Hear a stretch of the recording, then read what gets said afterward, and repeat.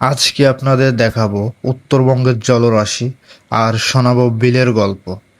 আসসালামু আলাইকুম গাইজ, আশা করি সবাই অনেক ভালো আছেন আর আপনাদের দয়ায় আমিও অনেক ভালো আছি।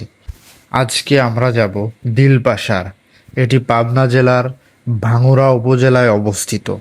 যেতে যেতে এই রাস্তা থেকেই বিলের একটা ভাইব পাওয়া শুরু করেছি। আপনারা দেখতে পাচ্ছেন রাস্তার দুই পাশ কত সুন্দর। দেখে মনে হচ্ছে সামনে আকাশ পানি মিশে গেছে।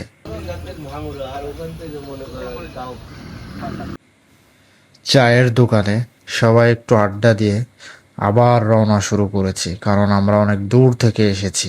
আপনারা আমাকে এখন দেখতে পাচ্ছেন একটা রুপটপে। আমরা এখানে দুপুরে লাঞ্চ শেষ করে তারপর উঠবো নৌকাতে। আপনারা দেখতে পাচ্ছেন জায়গাটা কিন্তু বেশ সুন্দর, গোছালো এবং অসাধারণ, সব কিছুই মিলে খুবই সুন্দর। আর এখান থেকেই অনেকটা ভিউ দেখা যায়। যাই হোক, এতটা পথ জার্নি শেষ করে আমি একটু মুক্ত হাওয়া খেয়ে নিচ্ছি। এই জায়গাটা কিন্তু ভীষণ সুন্দর।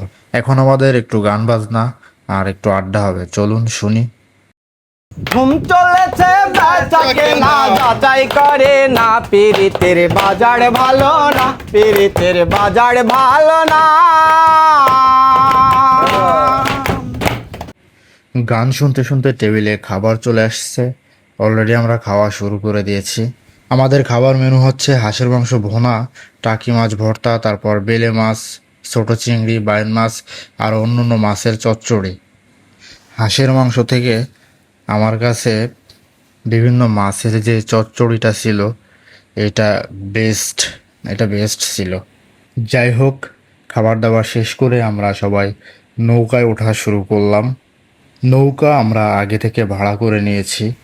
বাইরে ভাই, নৌকা ছাড়ার সাথে সাথে সবাই নৌকার ছাদে উঠে পড়েছে। সবাইকে দেখে মনে হচ্ছে তারা তাদের বেস্ট মোমেন্ট এনজয় করছে। আর আপনারা জানেন, যারা ভিডিও শ্যুট টুট করে তাদের এনজয় করাটা কম হয়, তাই আমিও একটু এনজয় শুরু করে দিলাম। আপনারা একটা ব্যাপার জানলে খুবই অবাক হবেন, এই বিলের মধ্য দিয়ে কিন্তু আবার একটা পাকা রাস্তা চলে গেছে।